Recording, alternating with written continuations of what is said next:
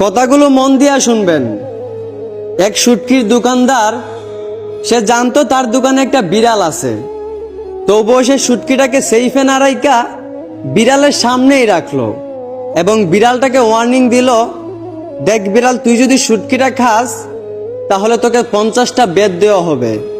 তখন বিড়াল বলল, তোমার মতো এই ফালতু লোকের আইন আমার ঠেঙ্গেও মানে না। আমার প্রিয় জিনিস আমার সামনে রাখবা, আবার আমাকে ওয়ার্নিংও দিবা? তুই তো আসলে একটা বলদ।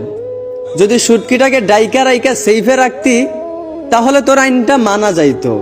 ঠিক তেমনি আমাদের সমাজে কিছু মানুষ আছে যারা জানে যে দেশে পুরুষ আছে, তবুও তারা তাদের মেয়েদেরকে পর্দায় না রাইখা ছেলেদের সামনে বেপর্দায় চলাফেরা করায়। আবার তারা ছেলেদেরকে ওয়ার্নিং দেয়, ইফটিজিং করলে 6 মাস 1 বছরের জেল হবে।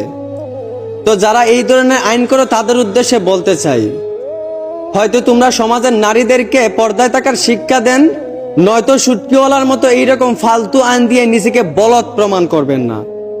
ধন্যবাদ।